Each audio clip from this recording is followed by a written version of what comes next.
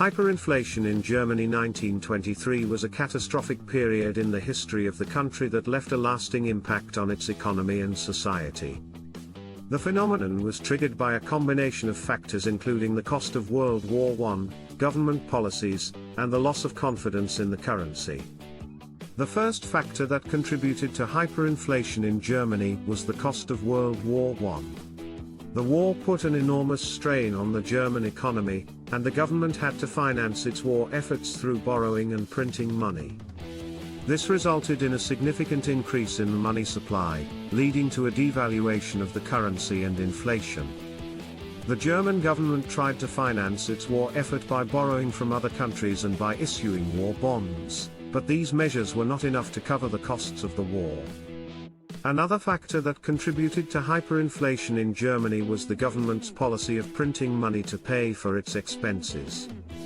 This policy was intended to avoid raising taxes and cutting government spending, but it only made the situation worse. As the government continued to print money, the supply of money increased, and the value of the currency declined rapidly. The government also encouraged people to spend their money, which further fueled the inflationary spiral. Hyperinflation in Germany 1923 was a result of the government's policy of printing money to pay for its expenses. The government continued to print money without any regard to the consequences, and this led to an increase in the money supply, which in turn caused a rapid decline in the value of the currency. The consequences of this policy were severe, and it left a lasting impact on the German economy and society. The government's policy of printing money began in earnest in the early months of 1923.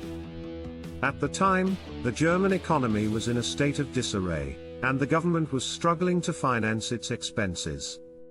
To address this issue, the government decided to print money to pay for its expenses, and this policy was implemented in a very aggressive manner. In the first quarter of 1923, the government printed an estimated 2 billion marks, and this amount increased to 4 billion marks in the second quarter. By the third quarter of 1923, the value of the currency had already declined significantly, and the government's policy of printing money had become a major contributor to the inflationary spiral. Despite this, the government continued to print money, and the amount of money in circulation continued to increase. In the third quarter of 1923, the government printed an estimated 8 billion marks, and this amount increased to 16 billion marks in the fourth quarter. The rapid increase in the money supply had a significant impact on the value of the currency, and the rate of inflation began to escalate rapidly. In the first quarter of 1923, the rate of inflation was estimated to be around 30%, and this increased to 60% in the second quarter. By the third quarter, the rate of inflation had reached 100%, and it continued to escalate in the fourth quarter, reaching an estimated 400% by the end of the year. The consequences of the government's policy of printing money were severe, and they had a lasting impact on the German economy and society. The rapid decline in the value of the currency resulted in widespread poverty and unemployment, as people's savings were wiped out, and businesses were unable to pay their workers. The high prices of goods and services also made it difficult for people to afford the basic necessities of life. The government's policy of printing money was a major factor in the hyperinflation that took place in Germany in 1923. The rapid increase in the money supply and the decline in the value of the currency had severe consequences for the German economy and society. The experience of hyperinflation had a lasting impact on the country, and it continues to influence Germany's monetary policy and its political landscape to this day. The hyperinflation in Germany 1923 serves as a cautionary tale about the dangers of uncontrolled government spending, and the importance of maintaining a stable monetary policy. Hyperinflation began from January 1920, when the monthly inflation rate hit 57%. By 1923, it had reached a level where prices were doubling every 2 days. In November 1923, the monthly inflation rate stood at about 29,500%, and the government had printed an enormous amount of money, leading to a complete loss of confidence in the currency.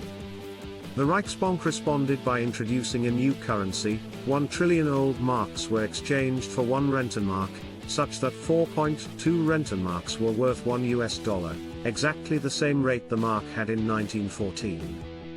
The government's policy of printing money also had a significant impact on the German political system. The government was unable to finance its expenses, and its authority was severely weakened. Political extremism grew, as people sought solutions to the economic crisis, and this led to the rise of the Nazi Party. The hyperinflation also contributed to the collapse of the Weimar Republic, which was replaced by the Nazi regime in 1933. The significance of hyperinflation in Germany 1923 lies in its impact on the country's economy and society. The experience of hyperinflation had a lasting impact on the German people, who became wary of inflation and the dangers of uncontrolled government spending. This experience also influenced the country's monetary policy and led to the introduction of a new currency, the Deutschmark, in 1948, which helped restore stability to the German economy. Hyperinflation in Germany 1923 was a devastating period in the country's history that left a lasting impact on its economy and society. The combination of the cost of World War I, government policies, and the loss of confidence in the currency led to the rapid decline in the value of the currency, widespread poverty and unemployment, and the rise of political extremism. The significance of hyperinflation in Germany 1923 lies in its impact on the country's economy, society, and political system, and its legacy continues to be felt today. This is for educational purposes only and should not be taken as financial advice. The information provided is not intended to be a substitute for professional financial advice. Please consult a financial professional before making any financial decisions. Please, comment, like and subscribe.